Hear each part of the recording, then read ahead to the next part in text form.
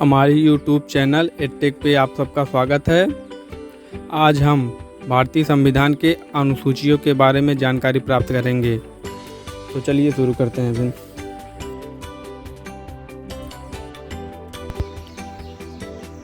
नमस्कार साथियों, आपका हमारे YouTube चैनल एडटेक पे स्वागत है।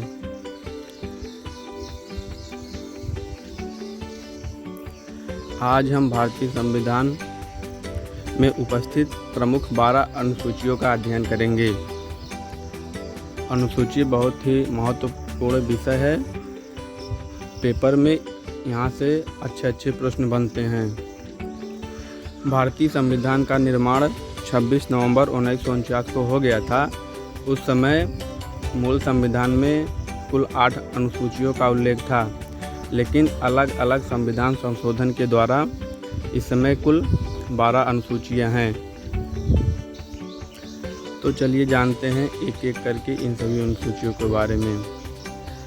पहली अनुसूची में भारत के राज्य केंद्र शासित प्रदेशों का उल्लेख किया गया है। पहली अनुसूची के अंतर्गत इस समय कुल 28 राज्य एवं 8 केंद्र शासित प्रदेश हैं। जो इसी अनुसूची के तहत किसी राज्य की सीमा तथा उसका नाम का निर्धारण किया जाता है। पहली अनुसूची के अंतर्गत ही 59वें संविधान संशोधन द्वारा दिल्ली को राष्ट्रीय राजधानी क्षेत्र घोषित किया गया था।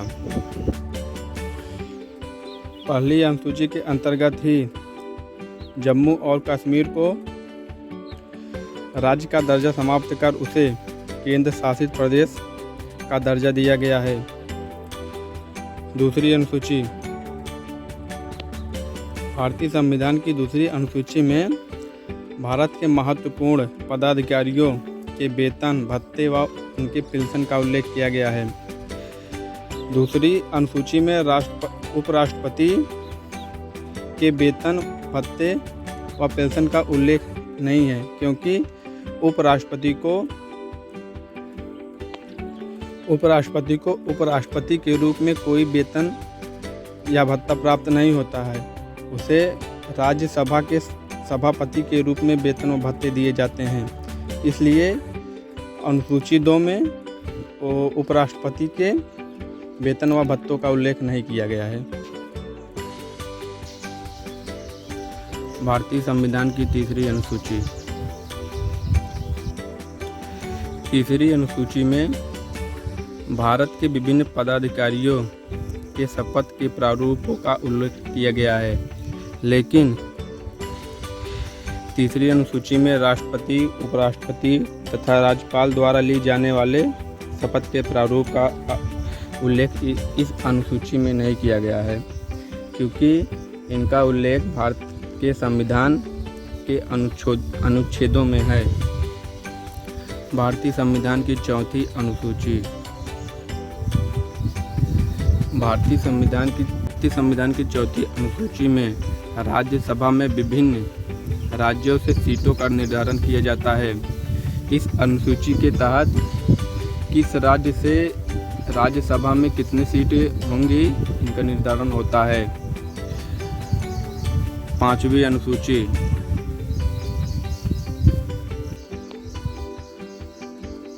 पांचवी अनुसूची के तहत भारत के विभिन्न राज्यों में वहाँ पे उपस्थित अनुसूचित जनजाति या अनुसूचित जाति के क्षेत्रों के प्रशासन एवं नियंत्रण के बारे में उल्लेख किया गया है। छठी अनुसूची। संविधान की छठी अनुसूची में असम, मेघालय, त्रिपुरा और मिजोरम राज्यों की जनजातियों की प्रशासन के बारे में प्रावधान किया गया है। इस अनुसूची को याद करने के लिए एक ट्रिक है।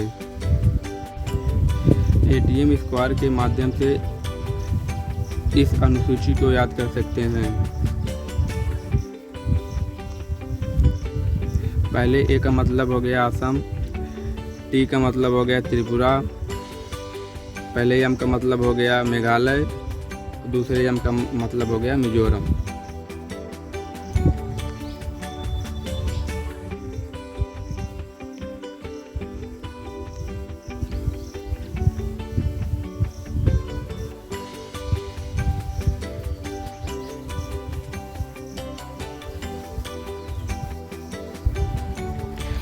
अनुसूचित क्षेत्र ऐसे क्षेत्र होते हैं जहां पर अनुसूचित जनजातियों के लोग अधिक संख्या में रहते हैं। उन क्षेत्रों को अनुसूचित क्षेत्र कहा जाता है।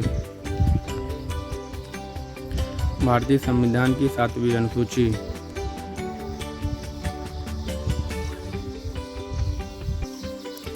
सातवीं अनुसूची केंद्र तथा राज्य के बीच शक्तियों के बंटवारे के बारे में जानकारी देती है। 7वीं अनुसूची में 3 सूचियों का उल्लेख किया गया है। पहला संघ सूची, दूसरा राज्य सूची, तीसरा समवर्ती सूची। संघ सूची यूनियन लिस्ट। संघ सूची में ऐसे विषयों को रखा जाता है जिस पर केंद्र सरकार या संसद कानून बना सकती है। वर्तमान समय में इस सूची में 100 विषय हैं, लेकिन मूल संविधान में 97 विषय थे।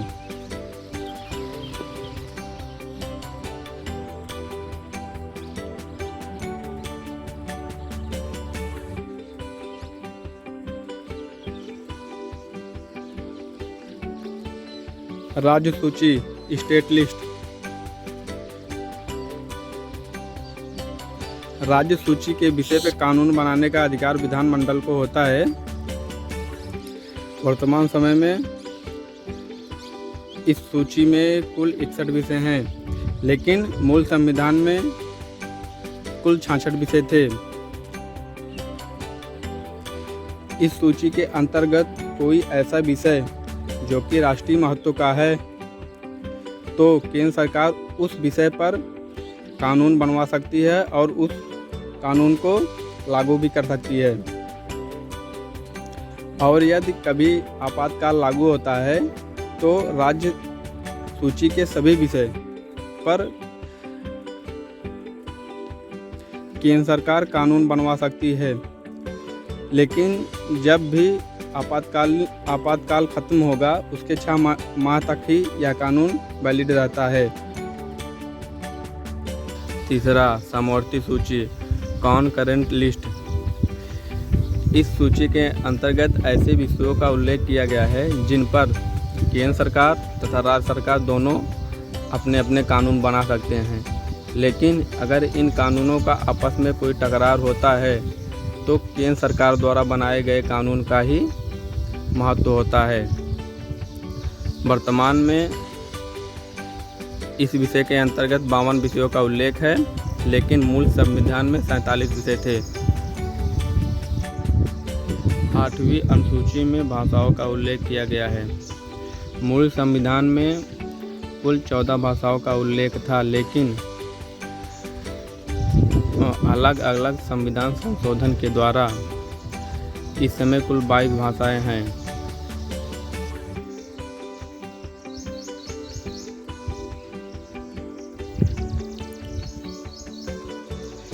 इक्कीसवें संविधान संशोधन 1967 के द्वारा सिंधी भाषा को अनुसूची 8 में जोड़ा गया था।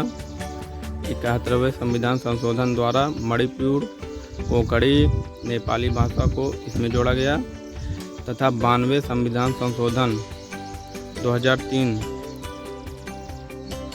में मैथिली, संथाली, डोगरी एवं बोडो भाषा को संविधान की 8वीं अनुसूची में शामिल किया गया था। संसद संशोधन के माध्यम से इस अनुसूची में किसी भाषा को जोड़ सकती है या उसे हटा भी सकती है। किसी भी भाषा को 8वीं अनुसूची में शामिल किए जाने के आधारों का उल्लेख संविधान में उल्लेखित नहीं है। बाकी बची 4 अनुसूचियों की जानकारी अगले वीडियो में मिलेगी। अगर जानकारी अच्छी लगी हो तो हमारे YouTube चैनल एडिटो को सब्सक्राइब, शेयर और लाइक ज़रूर करें। धन्यवाद। मिलते हैं अगले वीडियो में।